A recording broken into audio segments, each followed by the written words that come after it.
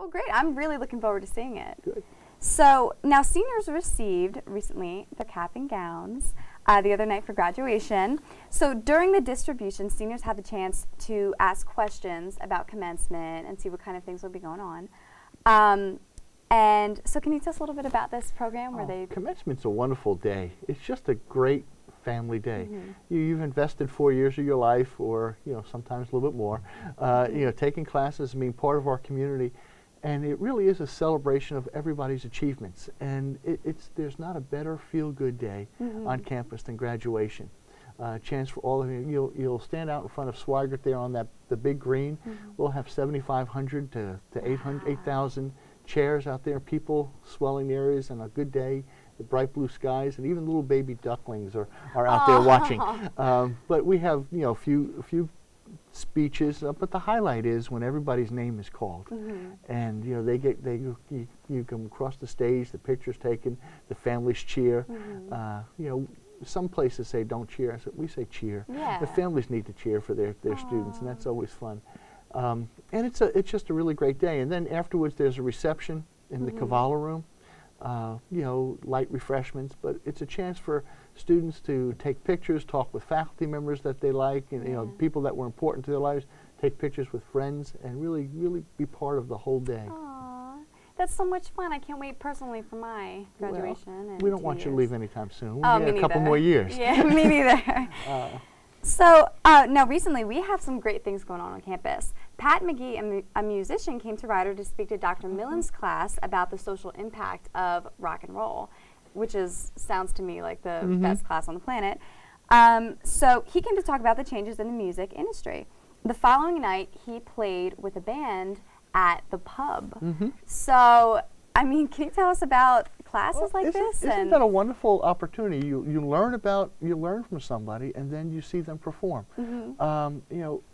It sort of puts the whole thing together, puts the whole thing in perspective. It's no different than having an author come to a class and talk about what we do with our Distinguished Writer Series. This year, James McBride came and spoke with students who wrote about his works and his books. They got an opportunity to critique his work and share their critiques with him. Wow. And got feedback, and then later on he gave a lecture to the community. It's the same kind of concept. You meet the author, you meet the artist, you meet the politician, you meet the people. That's what college is all about, is having that kind of exchange with the people that that are involved in the subject matter. And if you don't take advantage of that, you miss a big part of the education. So it's great for the students. I still remember wonderful things from my day as a student, when we were still, talking with rocks and things like that. But even now, it's still a big part. And students get excited about that because it's different than the typical lecture class. Exactly. I mean, talk about great opportunities and experiences. I know I learn a lot more than just the average sitting, reading from a book. It's great to have an experienced professional like that come in. So now, staying with music, a band called the Red Velvets performed live on Rider's radio station, 107.7 The Bronx. And the radio station has evolved huge and greatly during the past few years.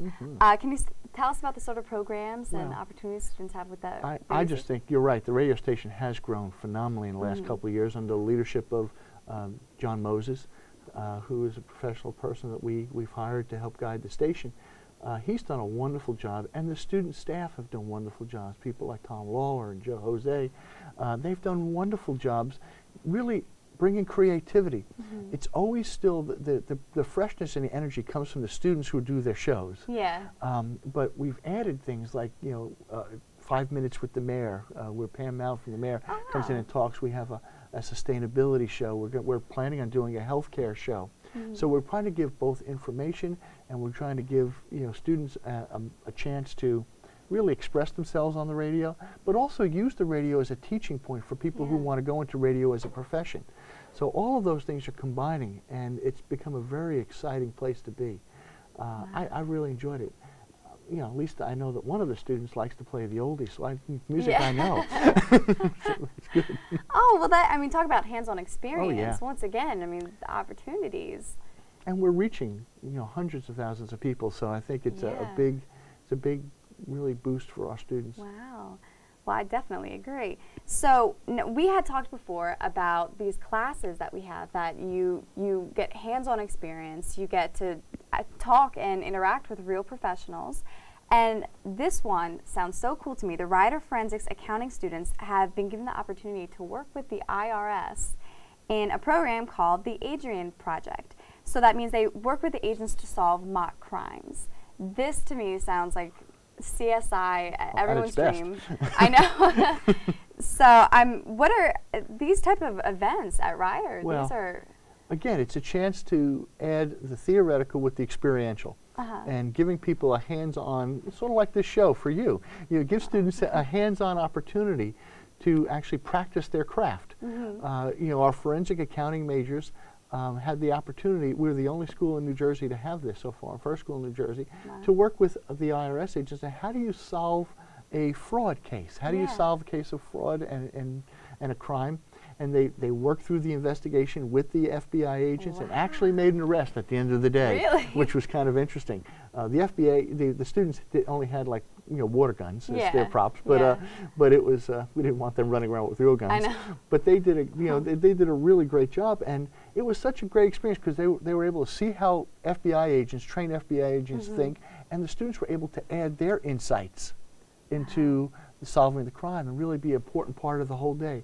It was a phenomenal day, and the faculty were excited about it, the students were excited about it, and the FBI agents were excited about it. Wow, that's so exciting. If that was my major, I would love that. That's so awesome. So unfortunately, that's all the time that we have for this week, but we want to thank you again, Dean Campbell, for coming to join us. That's great. Well, I hope everybody's enjoying the end of the semesters and winding down. Summer's coming. Summer's coming. So, okay, thank you guys for tuning in. Make sure you tune in next week for a new episode of Candid Campbell.